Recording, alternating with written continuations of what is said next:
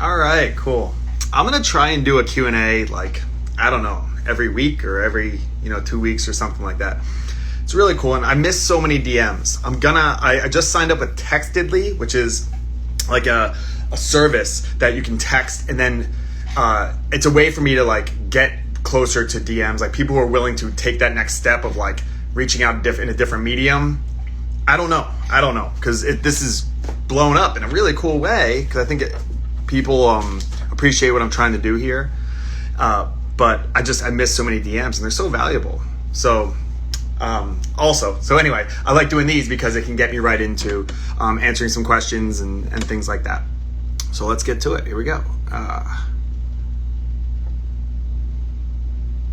Okay. I haven't looked at these ahead of time. So let's see. So how did the Haitian people get to our southern border? I don't know, but I did talk to a friend of mine so I'm drinking all kinds of stuff. I have a black coffee with some heavy cream in it. And I have these keto bars that my wife got. I don't know if I'm going to eat them or not. I don't want to talk with a mouthful of food. But I talked to my buddy who was with the Coast Guard for a long time, dealing with Haitian, Cuban refugees a lot. And he said a lot of them came over in shipping containers and things, but they're cracking down so hard on the stuff by sea that perhaps the move is now go from Haiti, places like that are hard to, maybe Dominican Republic, something like that are hard to get into by sea, coming into Mexico and then crossing up. I know people who came here illegally from El Salvador, and it's just that brutal walk. So I'm guessing that's how, but I don't know. Maybe someone here knows better than I do. Next question. Thoughts on Pam Keith saying January 6th was worse than 9/11? I actually don't know who Pam Keith is. I'm sorry. I am trying to stay up on everything with work. I have this new baby at home, a lot of things. So I don't know who Pam Keith is, and I probably should, but I don't. But no, January 6th was not worse than 9/11. That's absurd. And I think that what we shouldn't do is give comments like that any kind of attention. So it's untrue on every kind of level that you could say something is worse. It's untrue. So I wouldn't give that a second thought. I think that's perfect fodder for like the other side to just jump on and be like, see, I told you they're crazy. And that's not going to be productive for any of us. All right, what's up, Court? Views on the safety of PCR tests. As far as I know, the tests themselves are safe. I haven't heard anything about that being unsafe. There's a lot of issues going on with COVID, and maybe there's going to be some more questions. A lot of issues going on with COVID. The problem is that they're not being honest about it. On Breaking Points today, Sagar and Krista were talking about how natural immunity, the hashtag natural immunity got banned. It's like, what? That is just going to feed the people who don't trust institutions. So just be honest. But they're scared because it goes back to like when Hillary Clinton's emails became like a major news story. Then that gave the election to Trump. I said to the New York Times, they're pretty open about that. They're like, we shouldn't have done those Hillary Clinton stories in 2016. It handed it over to Trump. Yeah, it might have. That's a whole different thing. But what that taught mainstream news is don't discuss things, even if they're true. Don't discuss things that can have that'll elicit some sort of bad reaction that'll go against our side or our team. And since mainstream news and New York Times, CNN, Democratic National Committee, like establishment and everything, they're all pro-vax, vax the world. Don't put anything out there that's going to be counter to that, even if it's true. It's that Sebastian Junger. Oh, hey, Shelby. It's that Sebastian Junger quote that I really love, which is the job of a journalist is to tell the truth, not to make the world a better place. I love that quote. I put it in here because that's exactly what it's supposed to do. But that's not what journalists are doing now. Now they're saying, oh, I have to manipulate these levers of control in order to do the right thing. And I don't think that's the right move. And that goes back all the way to, William Randolph Hearst and all those robber barons who were like, I can assert my idea of morality on the world. But morality is very complex. anyone who's read John Haidt's work, The Righteous Mind, anything like that, you know how complex morality is. Very, very tricky. This is cool. I can go through these all. Yes. Oh, yeah. I love. Yeah. Sagar and Crystal are great, and I disagree with them on stuff. That's what's cool is I disagree with them on some of the things. But Kim Iverson is also interesting. Like those are the people. Do you know who else is killing it right now? Is Jorge Ventura. I think it's George Ventura on Instagram. He's like a real journalist. He's down there on the border right now, like in waist deep water, like trying to talk to Haitian immigrants and stuff like that. Like real journalism. And like they're going to have their own political leanings, Sagar and Crystal and Kim and Jorge and all these people, they do. I work with the guys at Scriber sometimes, like they have their own leanings, but you're aware of it and you say, I'm going to do my best not to let that, pervert the story I'm trying to tell. And that's challenging though. Has the Republic fallen? No, not yet. No, it's ours. Rage Against the Machine is one of my favorite bands of all time. I just love them. And one of the lines is from a song called Darkness, which is actually really good about like racism and racial discrimination stuff. It's called Darkness. It's from the Crow soundtrack, among other things. Great song by Rage Against the Machine. I actually have my students read it like it's a poem in class. But one of the lines from that, to answer this question, had the Republic fallen? It says in the song, lyrics are, the sun has not yet set, the bass and drums and microphone a threat. You out there, you patriots out there who are going to fight for making this a better place. I have a good friend who does like Broadway musicals and stuff. And he's writing a musical called #America. Kyle Carter, who I had on my podcast a while ago, who's just awesome. He's in it and writing for it and stuff like that. It's like the idea of let's hash it out, America. Let's figure this out. Like we're in this together and we're angry and we're at each other's throats, but maybe we can create something. Maybe we can get back to something good. Because our founding fathers didn't get along either. We shouldn't forget that. Canada's election. Do I have an opinion about Canada's election? No. I think Justin Trudeau is a mess. I think he's a virtue signaling super elite. And I'm not a fan of that. But no, I'm not familiar with it. Sonia Orlu, who I follow and post her stuff sometimes, she's a college professor up in Canada, and she has a lot of great thoughts on that. She's really brilliant too. Should the Texas abortion law be overturned? I don't know. I've talked about abortion before. Look, from a federalism standpoint, probably not. Probably from like, if you would ask our founding fathers, for what it's worth, no, I think abortion is one of those things that's so tricky that it should be left up to the states, which sucks, but you know what? There's stuff that sucks about living in every state. And maybe this one's more intense than the others, maybe not, I don't know. But no, it probably should, I think it's a roundabout way because perhaps making abortion legal in all 50 states was an overreach. I don't know. That's kind of where I'm at though when it comes to that, which is a very controversial topic as we all are aware of. Was this one? Is it fair to say the president is trying to make unvaccinated Americans unable to eat? I don't think, first of all, I don't think Biden's the one's calling these shots. I think he is kind of guided down. You can hear him. He's open about this is what they told me to do. Like, who's they? I don't think he's trying to make it unable to eat. I think he's using incentives. Do you know the drinking age in America is 18, not 21? But Mothers Against Drunk Driving, this big, powerful lobbying group who lost like their loved ones to a drunk driver. So it's very, people have good motives oftentimes. But they lobbied the government real hard and got it boosted up. Now, how do you do that? They can't tell a state to lower it or raise it to 21. They can't mandate that. But what they can do is say, if you don't do that, you lose 10% of your road funding. So the states do that math and they go, like if Las Vegas or if Nevada goes, hey, let's lower the drinking age so that we can get like high school seniors to come out and party in Vegas or whatever. They crunch that math. They go, will that revenue offset the 10% loss? And the math doesn't add up. That's why economics is so important. I teach an economics class now. I took on an additional class this year on economics just because I think it's that important. I love teaching economics and the idea of trade-offs and things like that. So I don't think that the president's trying to make unvaccinated people unable to eat.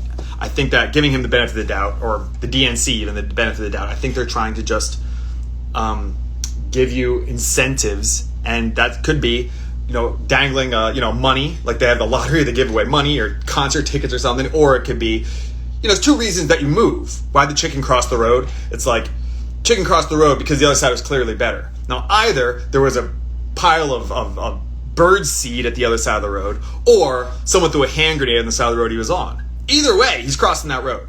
So, the administration is trying to do whatever they can to get people vaccinated. I think that's probably what's going on. Let me take a sip of this. How to get vaccine passport fascism to stop.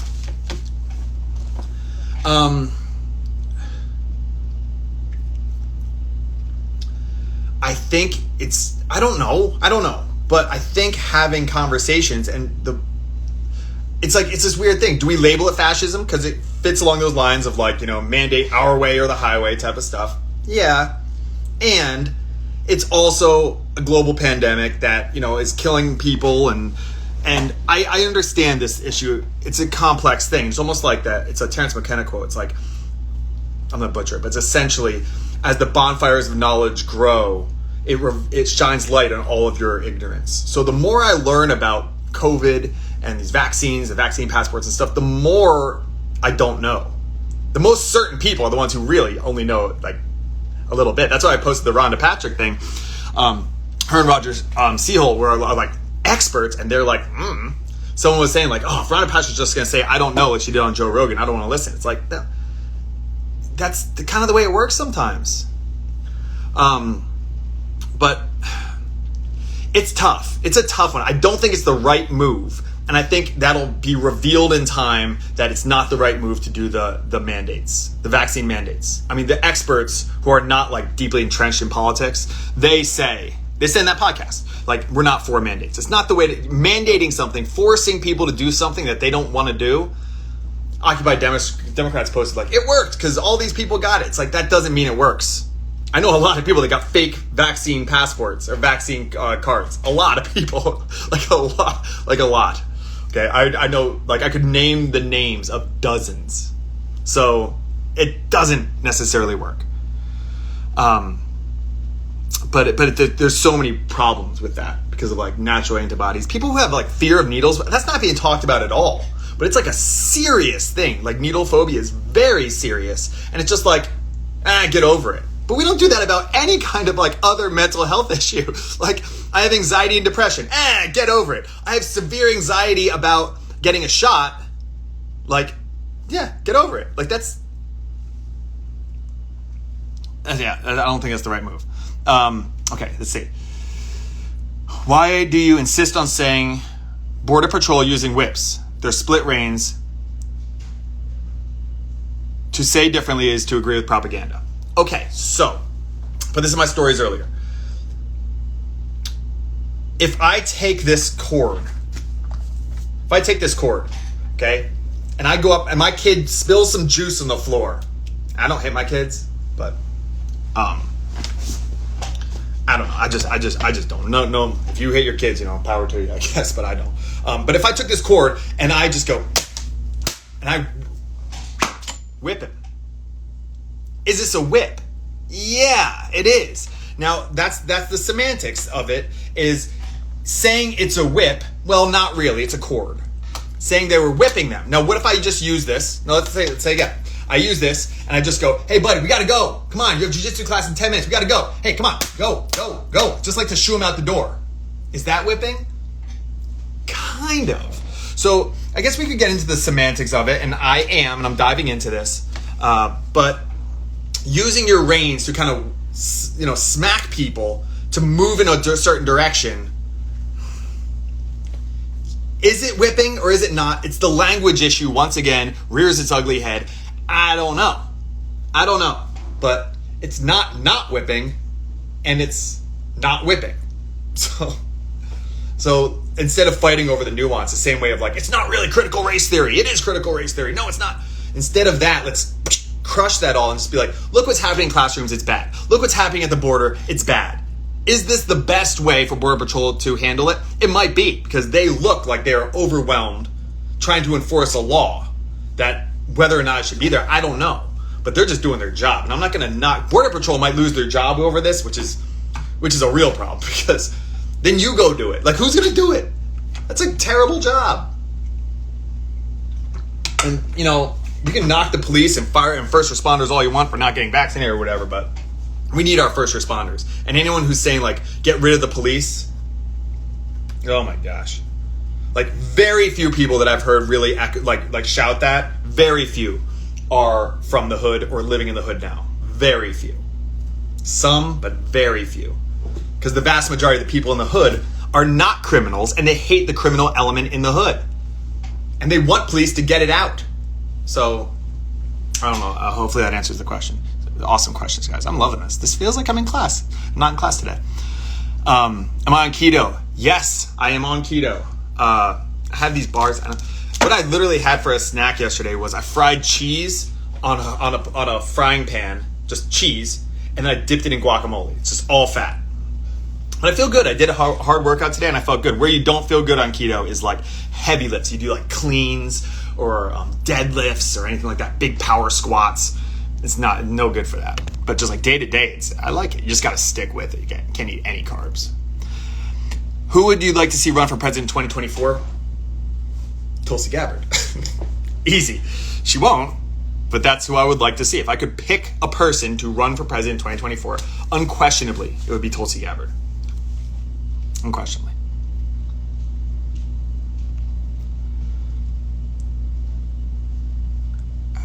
How do we be happy when there is so much happening to control us? How do we be happy when there's so much happening to control us? Hypocrisy everywhere. I'll get like very deep here, but to be happy, you need purpose. You know, Man's Search for Meaning. Read it. Read Man's Search for Meaning. That's what I would say. As horrible as your life is, and you have very legitimate things going on, all of you do. You have very legitimate hardships. I would say objectively, it's probably not harder than what Viktor Frankl went through. And he found meaning. I don't know if you call it happiness, but some level of happiness. He saw happiness when the Holocaust was over. You have to not pin your happiness on outside things. I know it's really hard. But it can't be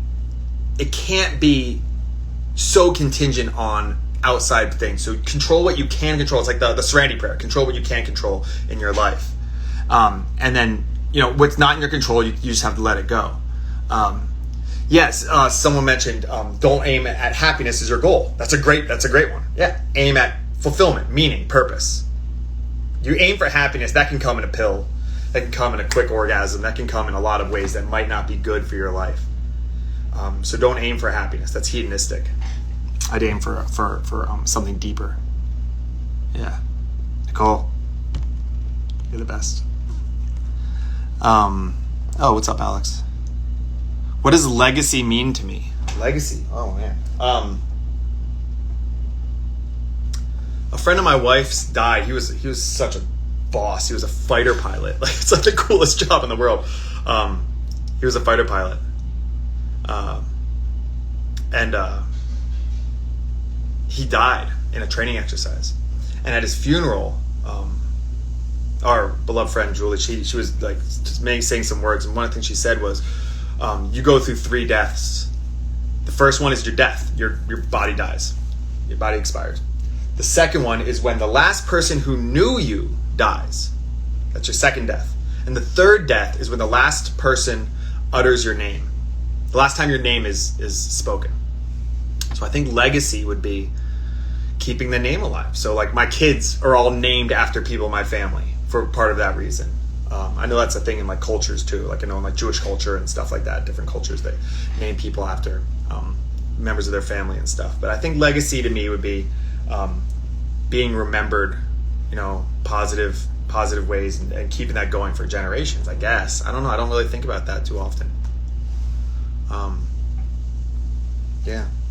Happiness is a low goal. Yeah, well, JP, he's so brilliant. God Trip Miami, what's going on, man? It's good to see you.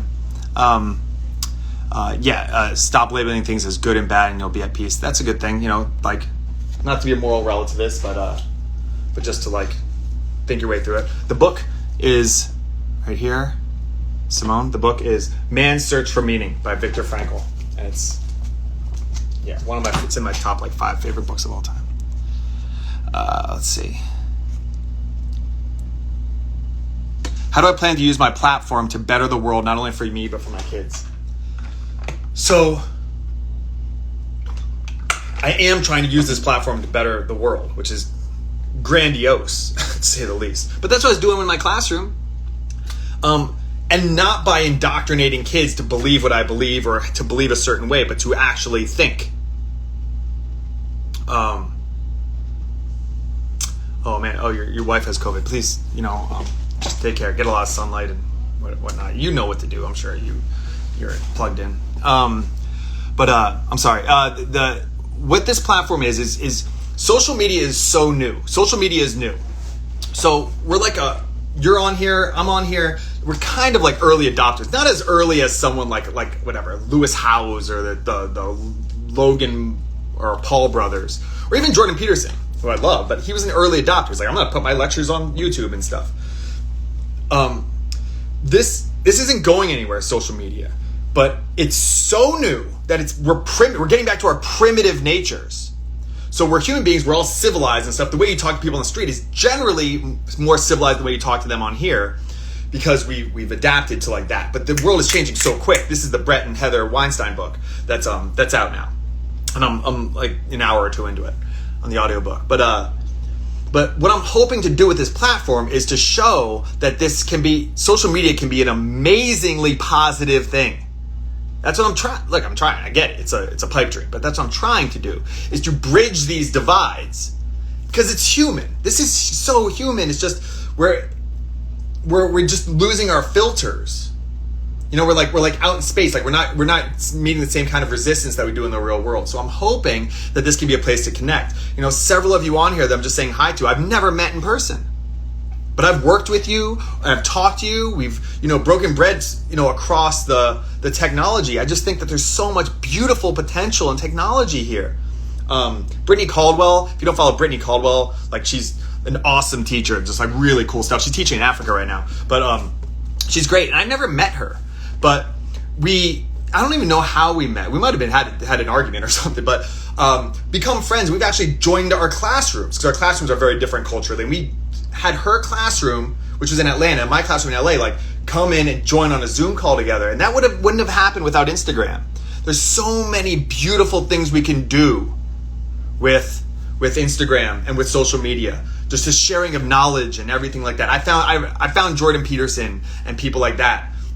Eric Weinstein I've never met in person, but I've talked to him a lot, like across, on the phone or on here. It's like these connections are impossible without it. So I think we can just do that across the board. I guess that's what I'm hoping, how to make the world better, is connect it and find more humanity.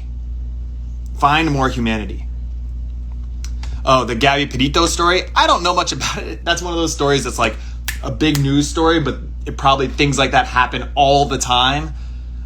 So I just saw something about like how many Native American women are, go disappearing in Wyoming. It's like thousands or something like that. But this like pretty white girl goes. It's like, it's sad. I mean, it sounds crazy. It sounds like the guy doesn't even want to work with police or whatever, but it's not unusual.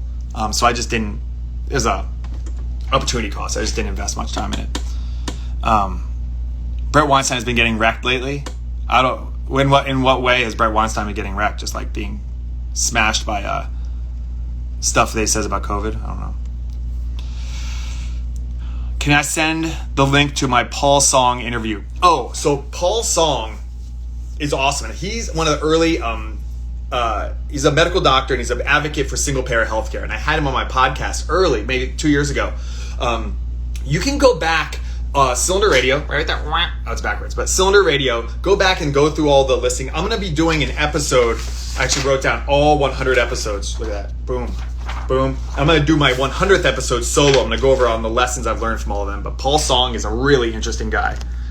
Yeah. Wind River. Yes. Excellent movie. I love that rifle. That was it like a Marlin, like 1895 or something like that. Like lever action, the 4570. It's like, that's a cool movie. Yeah. Yeah. But it shows like the reality of living on these reservations and stuff. I think that was in Wyoming.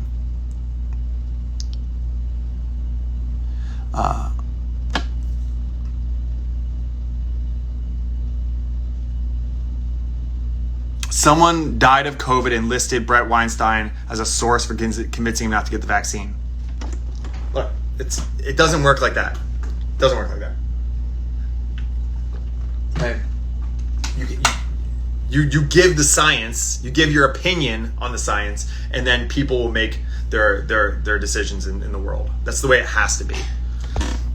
He never said, don't get the vaccine. He never said that. So even if he did, he can. Anyway, immigration crisis. What can global we do as people to not have to flee their own countries? Yeah, that's tough because then you're calling for globalization to get those countries to be better in these ways. I think the way it's done is through ubiquitous technology. So getting technologies to these countries, because with technology comes efficiency, comes opportunity.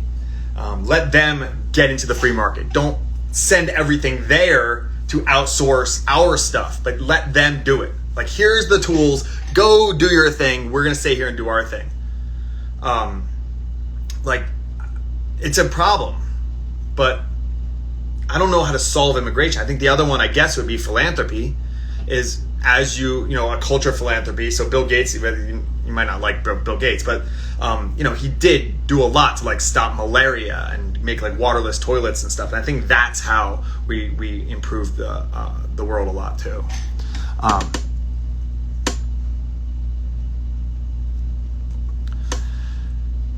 I have about 25 minutes, then I got to go pick up my kids. You don't like Dennis Prager, but what about Prager University's short teaching videos? It's not that I don't like Dennis Prager. I met him. He seems like a nice enough guy, I guess. He's kind of like egotistical and stuff like that. He's smart. It's not that I don't like Dennis Prager. I think he's not soft enough to be able to bring about the changes that he wants to bring about. That's the way I see Dennis Prager. That's the way I see Candace Owens. That's the way I see a lot of these people. Is they're not using the proper techniques. They haven't applied, John Haidt's Righteous Mind, and that I think is the problem. That's why I like Tulsi Gabbard, by the way. Tulsi Gabbard's approach. She could say something very conservative, but the approach is better. Or Arthur Brooks is another great one. Arthur Brooks would be he's someone that everyone in the GOP should be listening to and bringing in to advise them. He wrote books like The Conservative Heart and things like that. Really, really, really, really good. The approach needs to be soft. Otherwise, you're just preaching to the choir. Otherwise, you're just going to your echo chamber.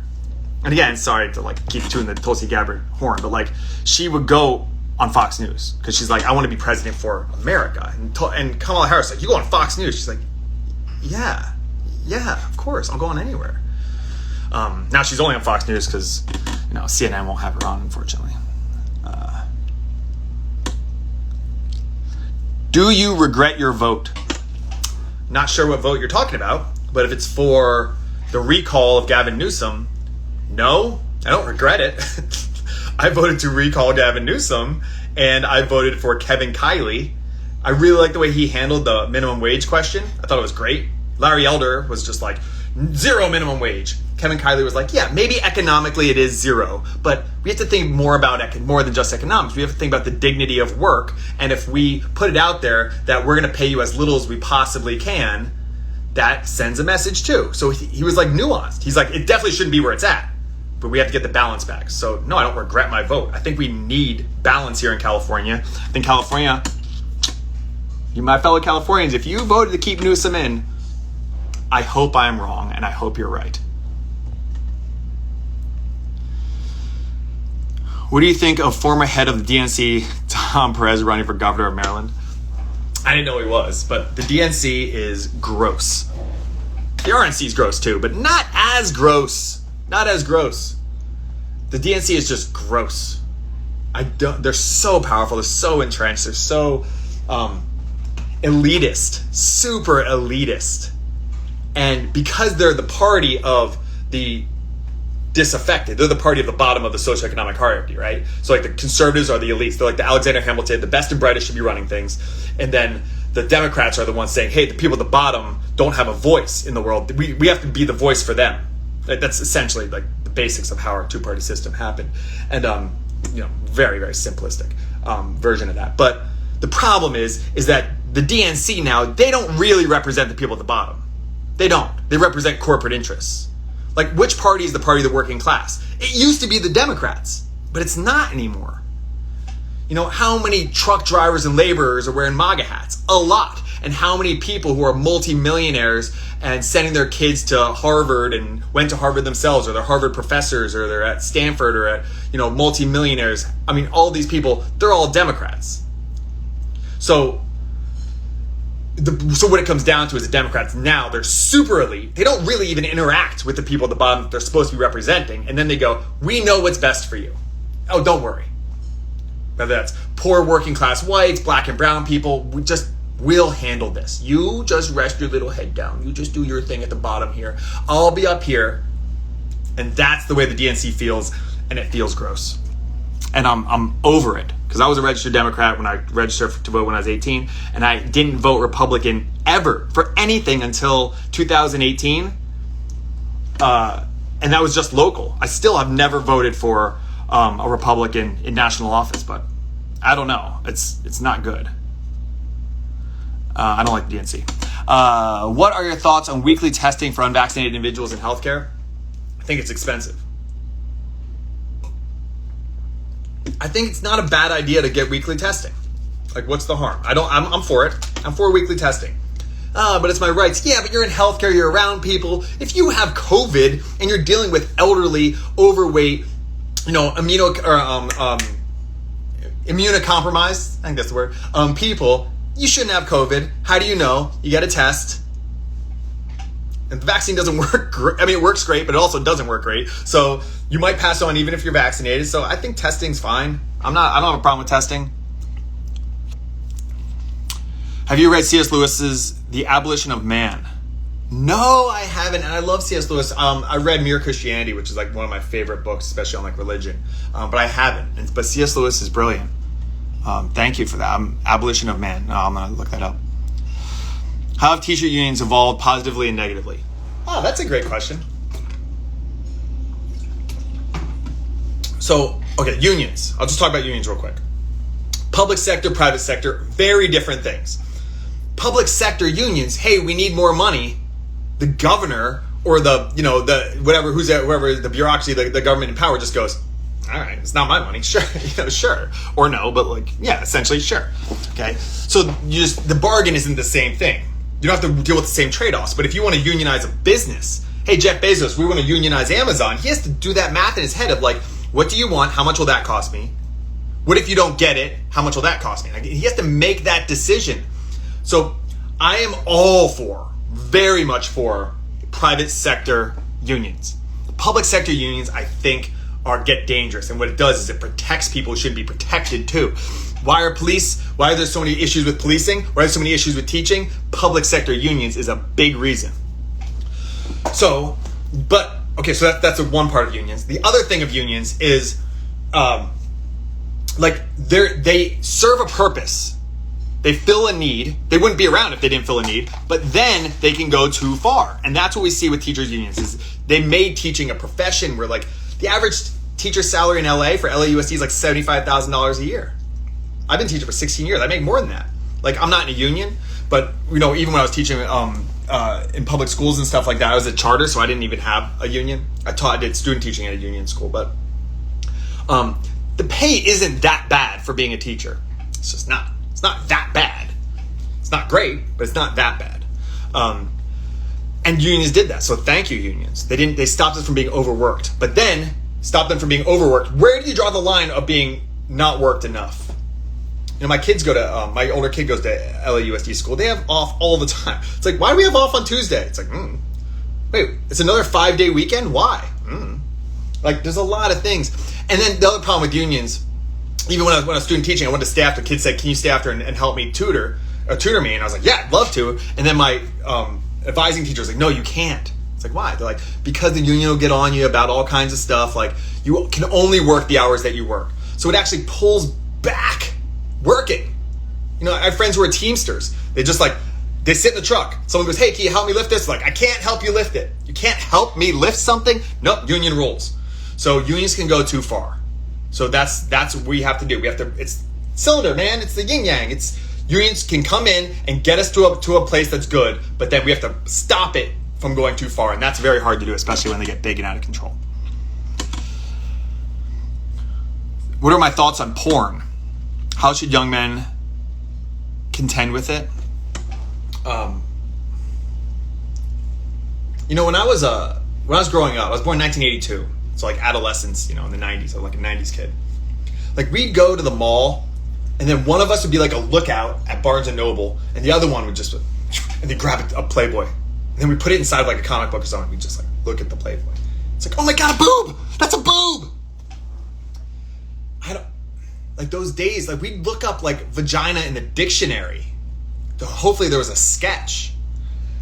Like, the kids today are so bombarded with just porn. I mean, just Google everything. I mean, YouTube, I was just watching them, and like the scene of like the anal rape scene from Pulp Fiction was just on YouTube. It's not good. It's not good. It's not good for a bunch of reasons. It's not good for the over sexualizing of everything. It's not good to get you to like revere, for young men, you asked, like revere the women's bodies, and also like this idea of what a woman's body is even supposed to be, because porn stars look a certain way that's not real. The expectations about what sex is makes sex into even more of a plumbing situation than it already is in the sex ed classes in America. Esther Perel, if you don't know who Esther Perel is, she's amazing. My number one like go-to when it comes to like sex stuff. She's like the Dr. Ruth of the 21st century. She's so great, and she says, you know, it should be about intimacy. You know, and that's the problem. Tim Ferriss had the top earning prostitute at like the Bunny Ranch on his podcast one time, and it was really a fascinating conversation, because she said, you know, it's way better for a young man to come to a prostitute than it is for him to, you know, satisfy himself through pornography, because it's a real person. You can't just, like, if you hit me or something, like, you're gonna get arrested, or I'm gonna scratch your eyes out or something. Like I'm a real person. You actually care about that. Pornography turns sex into a selfish thing, and sex should not be selfish. It's making love. Sorry to sound like an old man, but it's making love. It's two people, it takes two to tango. So, I mean, I'm not even knocking like masturbation. I mean, if you are against that, or against your religious beliefs or something, power to you. But I think you can make a good argument that masturbation is healthy, but to do that just with pornography, I think is a problem. And we don't know where this is going to go. Young men today are in trouble because of pornography. I think we're going to see how this results down the road, but it's a huge problem. That's a great question. It's a big problem, pornography, and I sound like a square. I sound like a nerd by saying that. It's like, it's awesome. I don't know. It's we don't know what that is yet. It's a good question. Do I think Larry Elder would have done a better job as governor of California? No, probably, but because Gavin Newsom's terrible. I think Larry Elder would probably be maybe better, but like he'd probably be fairly terrible in the other direction. You get it back. You know what I mean? Like it would get the balance back. I didn't vote for him, but I'd much prefer Larry Elder than Gavin Newsom, because I think in the ways that he would be bad, I think Larry Elder would be bad. I think Gavin Newsom is bad. I think Larry Elder's bad would shift Gavin Newsom's bad, if that makes sense. Gavin Newsom's overly regulated, So Larry Elder would be under-regulated, and I think we would find at least some sort of middle ground, at least for a year and a half until there's a gubernatorial election. That's my take on Larry Elder. Thoughts on cannabis? There's stories I have about cannabis that I never could share, but it's legal now. Like I smoked pot in high school, and then I stopped after like freshman year in college. And I got really sick my senior year in college and my first 2 years out living in California. Really sick. I had something called intracranial hypertension, where my brain makes too much spinal fluid. They don't really know why. It's super rare. It's like 6 out of 1 million people get it, and they're mostly like overweight women or people who eat a lot of polar bear meat. Like it's not me. They didn't know what was going on. I think I just think too much, but they don't know. They don't know why my brain makes so much spinal fluid. So it took them a while to figure it out. And I was in a lot of pain, like a lot of pain, for a long time, for like off and on for months. And I kept throwing up from the pain, and my doctor prescribed me like nausea medicine, and I couldn't eat. So I wouldn't eat sometimes for days on end. I couldn't even keep water down sometimes. There was just a lot of pain, really bad headaches, really bad back pain. And one of my friends, who was a pothead, lived out here, he's like, just smoke weed, man, just smoke weed. I was like, I am not eating. I'm not going to smoke weed. No, it's not going to help. And then at one point I took this nausea medicine, because I was just nauseous all the time, like all the time. I got down to like 155 pounds or something like that. I'm 6'3". I'm like 190 now. And I threw up the water that I was trying to consume, and I saw the nausea pills. So I got on my phone, and I called up my buddy Sean. I was like, all right, Sean, I'll smoke weed. He's like, yeah? He was like excited, because we smoked pot in high school. I was like, yeah. He's like, all right, I'll be there in a half hour. And I was like, you live 45 minutes away. He's like, see you in a half hour. And he showed up a half hour later. He had a bong and two big pizza pies. And I smoked weed, I got high, and I got the munchies, and I ate a whole pizza and kept it down. And then it became a regular part of me when I was nauseous, of my process. So in that way, I mean, you could make an argument that it saved my life. So should cannabis be Schedule I drug, no medical benefits? No. Are there risks to cannabis use? Yeah. There's risks to everything. As far as the risks of cannabis use, they're way lower than the risks to many, many, many, many, many very mainstream things. So I'm not advocating smoking pot, especially, I tell my students, like, especially not before you're like 26 years old with the prefrontal cortex. But if you're going to do something like substance-wise, it's probably one of the safer ones. But I don't recommend it, but I also think that the policy should be changed drastically on it.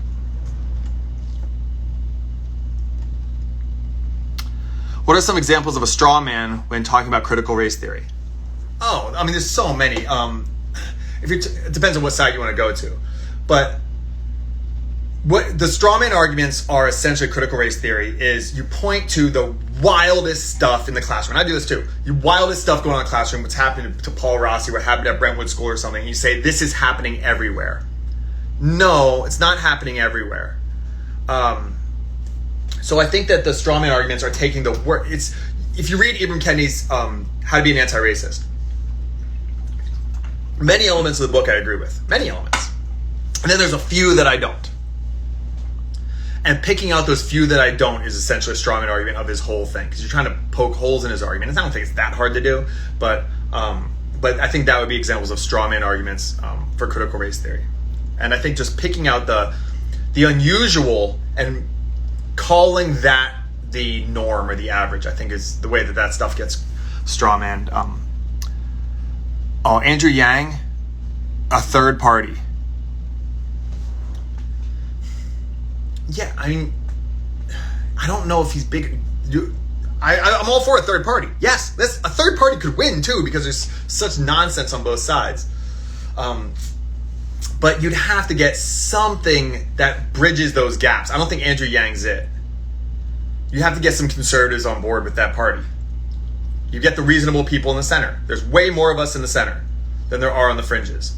So you make a party for them. You will win, but it's hard because all of the institutions are stuck on the extreme. They're diving into the extremes. You know, CNN, which was never an extreme, now that's an extreme left. Fox News was kind of extreme from the get-go. And they set the tone, and everyone else was like, oh, well, let's do that. That's the one making money. And don't forget, media, journalism really, but media is a consumer product. So he's got to get some powerful media on his side. Joe Rogan can't do everything. Why are they stopping Haitians from coming to the country? Because we have laws against immigration. I mean, it's not because everyone's saying like they're treating the Haitians worse. We don't know that. Maybe. Maybe not. You can't just make these assertions as if they're true. Maybe. But they're coming to our country because their country sucks and our country is better. It's a horrible place to live in Haiti. Just as far as like infrastructure and stuff. So it's better here. I don't know. Why does everyone want to come to America?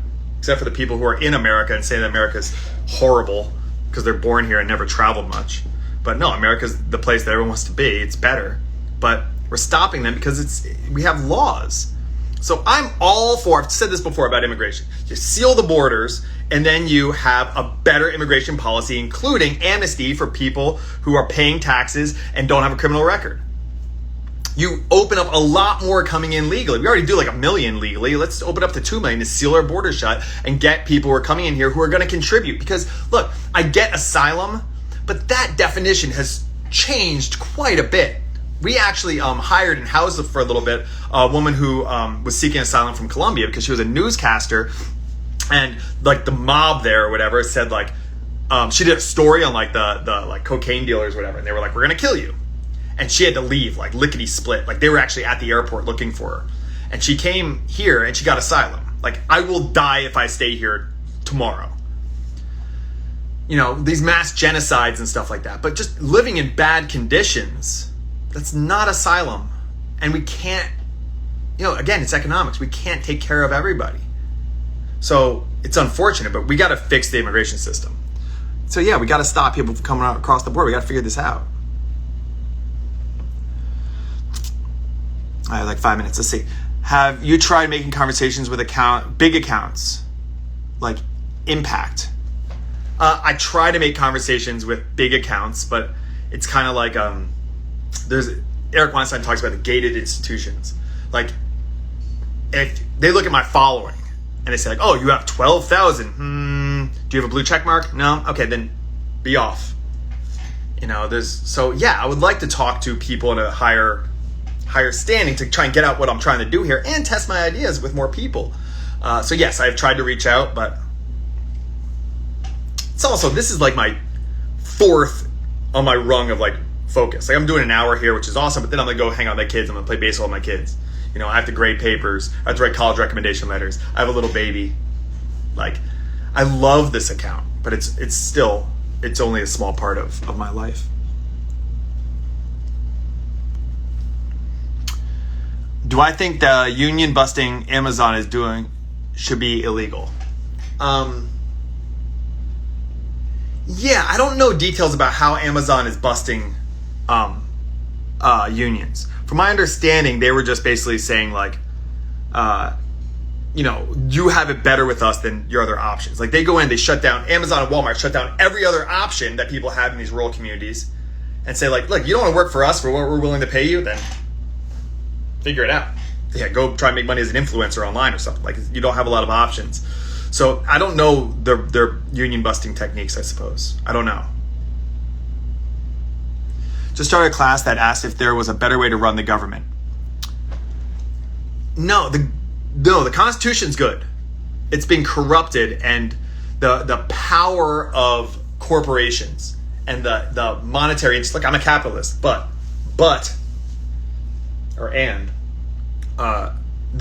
money, the markets have corrupted everything.